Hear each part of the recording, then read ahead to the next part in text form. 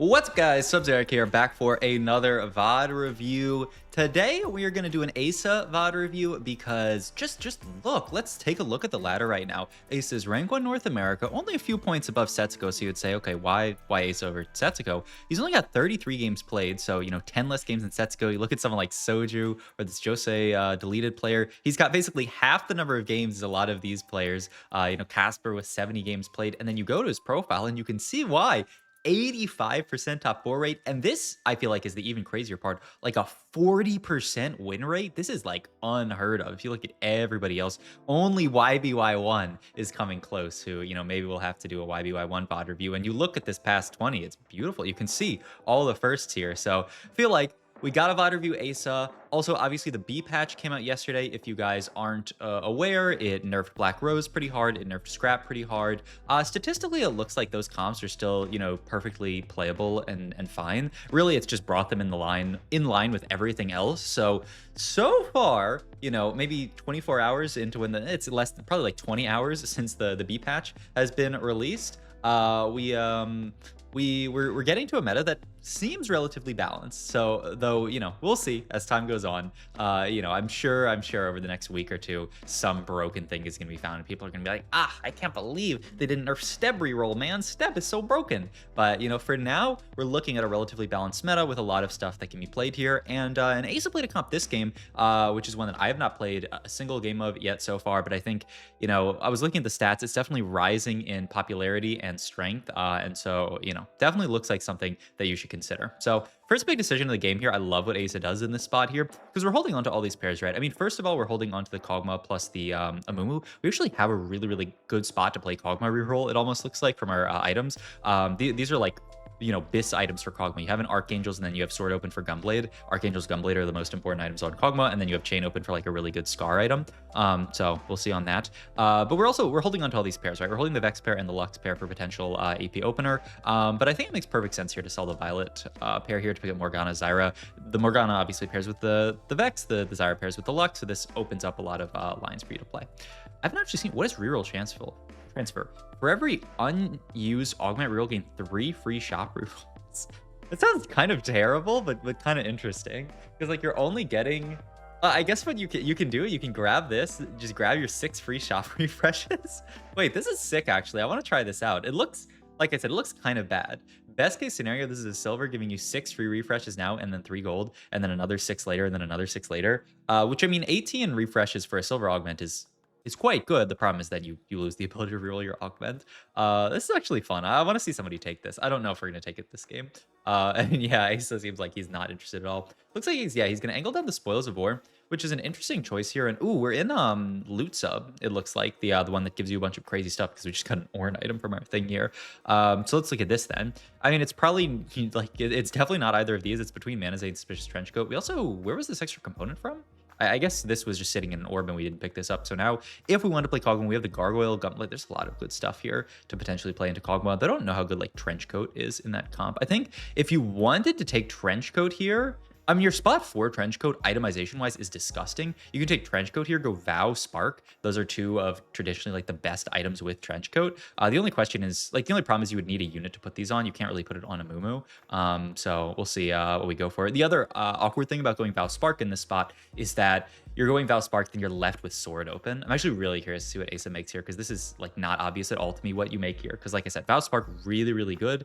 But yeah, I mean, I think, yeah, I mean, this could make a lot more sense. Just Archangel's BT here. You don't get, obviously, these like broken items on the trench coat, but you get better items. This does allow you to keep the possibility of Kog'Maw open. Yeah, I feel like Gargoyle as a slam with Trenchcoat, because you could have gone like Archangel Gargoyle. The problem with Archangel Gargoyle is Gargoyle with Trenchcoat seems quite bad. He's going to split into a bunch of guys. They're all going to like split aggro. You don't really want that. The BT is kind of an interesting slam here, because I don't know what spot we're actually in with Archangel's BT slam. Like, I don't know what Aesah would actually be leaning towards here. You'd be looking for some kind of like AP comp that also has some kind of like AD item holder, or like frontline item holder, which yeah, I'm just not really sure what he's angling for. So it'll be cool to see what he ends up playing this game. Yeah, just gonna sell so that he can hold the Maddie pair, which is pretty nice. She's gonna make the board just a little bit stronger, and he's really scouting around here. It almost looks like he wants to know if he's contested for this Kog'Maw line, but I wonder why he went for BT if he was thinking about playing Kog'Maw. Because, I mean, maybe he's just scouting to see what the rest of the lobby looks like, what he wants to play in this spot here. But yeah, I mean, that guy also has BT Trenchcoat. I mean, maybe he just really, really wanted BT Trenchcoat with the idea that Trenchcoat's going to like pop and then he's going to get BT shields on. Yeah, I mean, maybe there's an idea that just Trenchcoat BT is really good. I mean, you could do a stats check on it. I'm pretty sure you can just do this in Explorer, right? If I just look at Trenchcoat and then just go to items and like you can, or actually, I don't really, no, don't split by item holder and then just give me delta here. And then I probably want just like craftables exactly. You can see just like what items are really good when you have a trench coat. It's interesting that Edge of Night is really good because that's at 60% health that it procs and this one's at like 50%, right? Am I crazy? It won't let me even see it. Okay, I mean, I guess I could search for another special trench coat. But I guess the question is, where is BT here? Spark is here, pretty good. I mean, it's the same strength as Spark. Vow is really high, like I was talking about. Remember, it's interesting, Edge of Night and trench coat here. Okay, but whoops, that's not even the thing I want. I want this. Okay, beautiful. All right, 20 gold here though, and a 3 streak. It definitely looks like the BT Trenchcoat synergy is working out well, and maybe the idea is just we have a carry like Darius, who we want to put the BT onto him. I could see it. So we just have Chain open here. Crown Guard tends not to be amazing, though. I think if you look at the stats, it's about the stats are good. Crown Guard and Trenchcoat here. I just don't think it's actually that good from like a trench coat perspective, because you're not really doubling up on like the crown guard shield or anything, because that's at start of combat. But it is just it's a slam, and when you're on a 3 streak, slams make sense, especially if you fight someone who you think you're gonna be like potentially losing to. This guy, I think, only level 4. They don't have a combat augment, so we should be fine. He's gonna hold the rod as well for the Kog'Maw, so no crown guard slam getting made here, because it almost looks like he wants to play Kog'Maw here. I don't know. I'm interested to see what the rest of this game looks like, because well, yeah, we'll see. We'll see. Because, I mean, obviously we have the Kog'Maw already. We have the Stab already. The Scar, Stab. Sorry, I mixed those names up so much. But yeah, we have the Scar already. So, you know, we have the 2 most important units. We have Archangel, which is Bis Kog'Maw. We have Rod open, which is half of, like I was talking about, Gunblade, which is one of Kog'Maw's Bis. I feel like, though, if we were playing this comp, we would have just left the sword open, just gone for the Gargoyle, and just lived with the world that, you know, Gargoyle is not amazing, but it's okay enough. Sadly, we are going to finally lose this fight, so 4 win into 1 loss. Pretty unfortunate, but that guy's board was quite strong, so that's life. And doing some more scouting, yeah, that person really looks like they're angling Kog'Maw with the Gwynsu, and then the Scar with it was Warmonk's Gargoyle Sand, which are like really, really good Scar items. So I have to imagine if we wanted to play Kog'Maw, we would be contested. So then the question is, what is the game plan from here? We do have a Cassiopeia if we want to hold it. I wonder if he will, because you do get to make 50 gold here. He's really thinking hard about it, and yeah, he is going to end up selling in this spot here. Gets random item component here. I mean, once again, there's actually a lot of slams here. I want to pause here and talk through the item slams here, because there's a lot that you could go. It really depends on what comp you're angling. Because one of these rod, like we have Sunfire that you could slam, and then just, okay, Sunfire is good. Your heal cut is made. Your Sunfire is going to split into trench coats, which where is Sunfire plus trench coat here? I imagine it's like not bad. It's middle of the pack, same as Spark and this BT and all this other stuff here. Not like the Giga Abyss, but like fine. So, okay.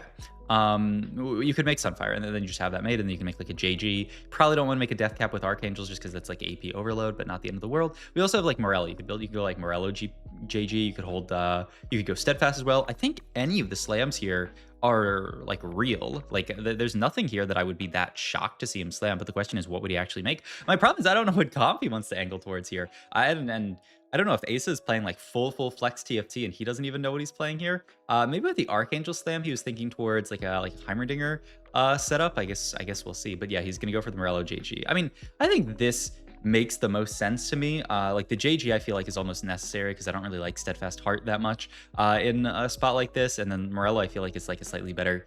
I mean, people really like Sunfire. People are very high on the Sunfire item. The only downside is like we don't really have a mega tank to hold the Sunfire. We have this unit that's going to split into a bunch of other units and die. But okay. Next augment here, Cat 5 replication item collector. I mean, I imagine it's just item collector here. We have a lot of items already, so I don't think we really want replication. We've also just got so many extra items this game so far. Powered shield is like interesting. Ooh, he's looking like he's gonna reroll it. What for? Does he really like magic roll or powered shield or something? Okay, he's gonna go for the powered shield. So now we have to play towards some kind of comp. So here, let's go back for the people who haven't had the chance to take this augment yet, and just hover over it, because Because yeah, I know not everybody's taken every augment so far. Well, shielded units gain 10% durability. The first time units fall below 50% HP, they gain a shield. And that scales with stage. So you really do want it with units that are already getting shields. I've taken this with like Scrap is obviously very, very solid because you're getting all that durability onto everybody that Scrap shields themselves. There's also a lot of anomalies that provide shields. So there's the anomaly that like your tank will shield himself and everybody else, and 2 other units every few seconds, which is really, really nice with this. So there's a lot of ways to get extra shields. And then of course there are just kind of like units that hold shields. Can we please plan or something, Aesah? Because I must admit I am quite lost at what line that you want to play this game. Garen, okay, Aesah, you can, okay, so he's, ooh. What is he thinking? Okay, he put the 4 emissary plus TF into planner. Is he thinking like a TF reroll angle? I mean, this would make a lot of sense. I imagine Aesah would do very, very well with the trench coat plus the BT. So maybe that was his idea, and then these AP items are gonna go into TF. Yeah, I mean, I think that's his game plan is TF reroll, which is not something that I would love to see because I have not played a single game of that whatsoever. He's going to hold on to he's holding on to quick strikers and stuff like that. There is no Aesah on carousel. We have just the cloak, the chain vest open, right? He's looking at Titan's Resolve, really? I mean, okay. And now he's just going to have to take the Alawi here, which is, fine. Why would you want Titan's Resolve? I'm so lost watching this game from Aesah. I think there's just so much to be uncovered left in this patch because like multiple comps that he's angling towards, I have like no idea on. The TF comp, potentially other stuff as well. He's gonna get Rebel in on this board because he did pick up the Alawi, which is pretty solid, who can just be a good Sentinel right now, and he is gonna hold on to TF pair for now. For the potential TF angle. I mean, you have to go level 7 to roll for the TF comp. I would think if you're playing around TF carry, and then that will also like you can find a bunch of your 4 costs on 7. Man, this Kog'Maw unit is so cool, but we're just barely gonna lose that fight there, sadly, and just barely gonna make gold there. There's Scar pair, kind of rough to end up losing out on Scar pair. That's okay. Now we have a Alawi pair, which is pretty nice. We'd love to play some kind of board that can fit this Alawi. I don't know that it's like amazing to put a lot of these items onto Alawi, but it's probably not like terrible. Like, Trench Coat, she has a pretty high mana cost, so it's not like she's going to be able to like get a bunch of casts off. Maybe this was the unifying theme that got Aesah through this game, was the idea that he wanted to go Trench Coat and Aesah. I do know there are a lot of people who are really like what's the opposite of a big fan? They're very small fans of actually itemizing this Aesah unit. She does seem like a pretty, like she's a great synergy bot. Like she's fantastic just because her trait, the emissary, her emissary bonus that gives you RMR is really, really good. But yeah, I'm actually like, I don't know. I've tried putting items on her before and she's done a whole lot of nothing with them, I feel. But okay, there's another TF here. He gets a spat here. Okay, which at this point can only be Rebel Emblem, Conqueror Emblem, Automata Emblem. Okay. I mean, we have the Alawi here. That's Rebel Spat as well. And yeah, you can tell that's what he's thinking here. He's going to make the red buff. Wait, what? We made red buff? I mean, he probably had to make red buff. Obviously, red buff Morello, blah. But the only other option would have been like GS, Rebel Spat. And look at this. Yeah, he's going to remake his entire board in this moment. So now he knows he has Rebel Spat. He's like, you know what? Okay, I'm going to fit Aesah onto this board. She's a quick striker with Akali. I'm going to fit TF onto this board as well, which is kind of interesting. Maybe we'll get rid of this guy eventually. But the idea is, okay, I'm still going to play around Aesah, but I'm going to play like Rebel as well. With the idea is just we want to play vertical Rebel in this spot here, which I think makes a lot of sense. What a cool little pivot. There's so much crazy stuff happening in this game. I think these are all quite bad. I don't know. Like, I mean, Shield Bash is good, but I don't think it's good in our spot. Quick Striker Crest is interesting. First time an ally dies, get 25 plus 10% on it.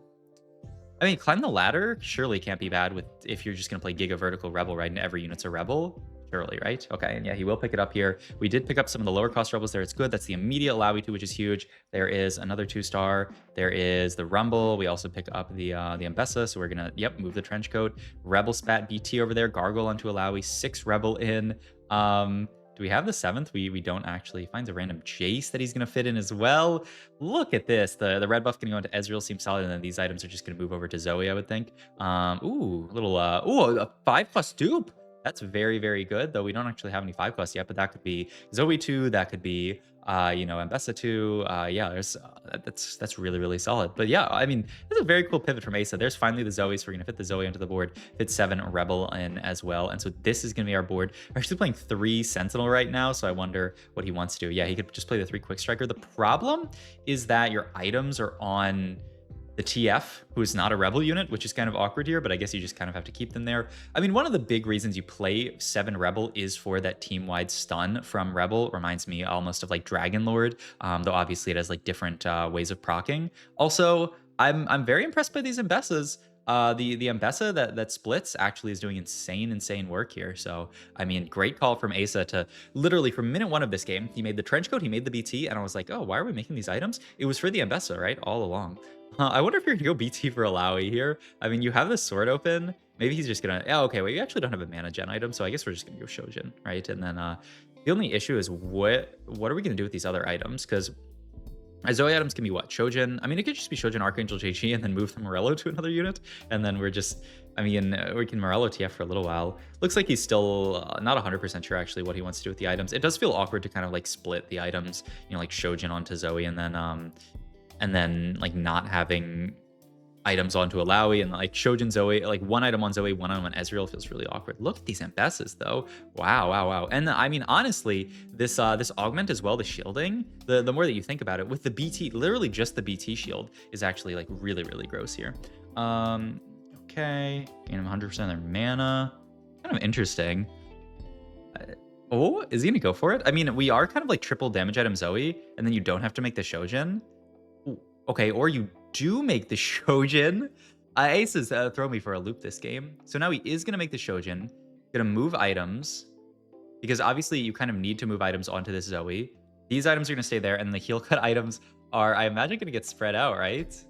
Yep, okay. I like this. Okay. Yeah, this is the itemization I was kind of talking about. Though I felt like when he took this augment, maybe he was going to not make Shojin and just go for something else. But I guess at the end of the day, he still wants a mana gen item onto Zoe, which is, I mean, it makes sense, right? But yeah, these Ambessas doing insane work. He just duped them for tempo because he doesn't want to roll anymore at this spot, right? He would much prefer just push levels, go 9, find better rebels to play on the board. You can still find a, yeah, I mean, okay, I mean, that's just a better rebel, I guess, talking about better rebels. But we can also just find like a Jinx to put onto our board as well. We're going to keep a lot of these rebels on the board, but Ezreal is pretty cuttable, and Set is also pretty cuttable. I wonder who he's going to end up cutting, because obviously S2 is S2. That's a ton of gold. So yeah, you could just think about just leveling here, and he's going to level for the 4 Quick Striker, actually, and start rolling a little bit here. Set 2, I imagine you still make it.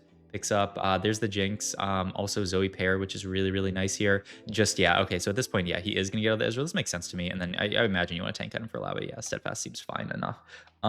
Yeah, I mean, this makes the most sense to me. You don't really care about the Ezreal because you can just move the red buff over to Jinx, and you would just prefer the rest of your units be frontline units. He's also looking at an Echo pair here, which is kind of interesting. For the, okay, yeah, I was like, he seemed kind of interesting, but yeah, I don't know if you can really play it. Also, look at this positioning. He's just going for like the really, really quick split on this Ambessa, just trying to proc the trench coat as quickly as possible. And then when she splits, just have everybody aggro into the allow. It's actually a really, really cool setup, just positioning wise, where yeah, he's just letting her full tank dash in, then she splits, everyone aggroes onto Alawi, and then the 3 copies do insane work. Wow, this is really, really cool, actually. I did not look at just not splitting by item holder, or splitting by item holder on Suspicious Trenchcoat, but I wonder what that says.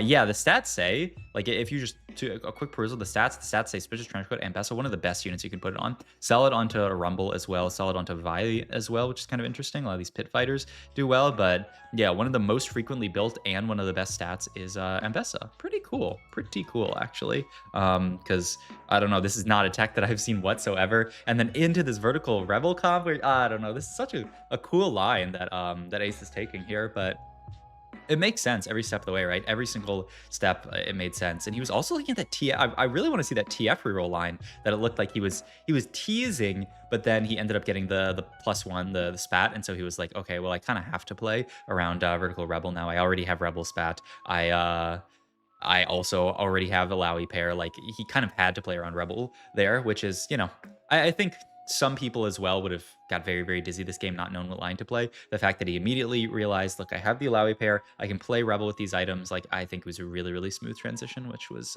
very well done here. IE going to be the take here just for Jinx item, right? There wasn't really anything high quality for Alawi there. So, and IE, one of Jinx's best items, make sure that you get that really, really big explosion on her ult. So this makes sense. He's going to continue to roll on 9 here just because, yeah, I don't think Ace is 100% certain that this is going to be his ideal final board. He was thinking about getting Ambusher in for Jinx, but now that we have the IE, you don't have to play it. It's still good stats, though. I wonder, I don't know, maybe he is going to continue to play 4 Quick Striker. I feel like there must be a better board to play, but I mean, maybe he really, really just wants to invest in this Ambessa who has such good items. And I mean, at this point, what do you want to play? Like Ambusher? I mean, who really cares? Automata? Like, who really cares? There's finally the Zoe too, which is a big pickup. Now we can probably think about just pushing fast 10. Well, probably slow 10, honestly, at this point. Not really any fast 10 at this point. Doing a quick scout to make sure nobody's hitting like a 3-star 4 cost or something, because that would certainly be the way that that we would lose this game.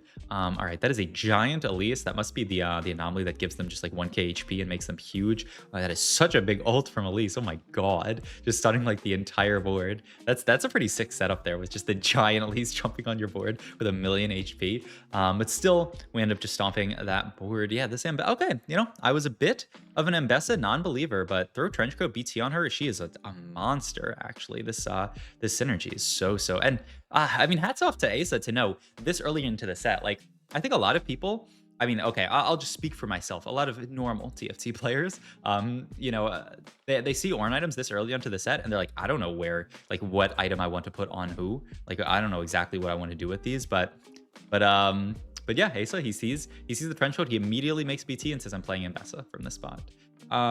Spark, we have no MR shred, and we are looking for an Alawi item, so this looks great. We also do just have the Mordekaiser too that we could play on this board for Conquer. He doesn't have any items, which is a little bit awkward, but I mean, a random Mordekaiser too won't hurt. He's definitely not gonna be bad on the board. So yeah, we can just stick with this. And yeah, I mean, the Ambessas, they just work so well with all of the trench coats, just dashing around the board, like potentially dodging abilities and just making stuff really, really complicated for the enemy team. I love this setup. I love this setup. We wanted to ever fit 2 Automata with Mal's. We could. Ooh, I like this. LeBlanc, just a very solid unit. It's also Sork. Gonna dupe the TF just for the gold at this point. And yeah, so we're gonna get out of a little bit of that Quick Striker, but we are still obviously playing the TF, which is kind of the interesting part. I wonder if we're thinking about getting the TF out at some point, but once again, like, for what? I don't know. Echo? It's Ambusher, I guess, and that's it. For some kind of bruiser, there aren't really, I mean, you could throw Elise onto the board, but I don't think she does that much. On this board, Dominator, once again, like, I don't really see anything that obvious, so maybe we're just going to stick on the TF the entire game. Seems like he's a TF enjoyer. I mean, we could play double Alawies over the TF, I guess, if you really want to. Morello onto LeBlanc doesn't seem bad either. Yep, I like this a lot, actually. Double Alawies, she's going to benefit from 7 Rebel.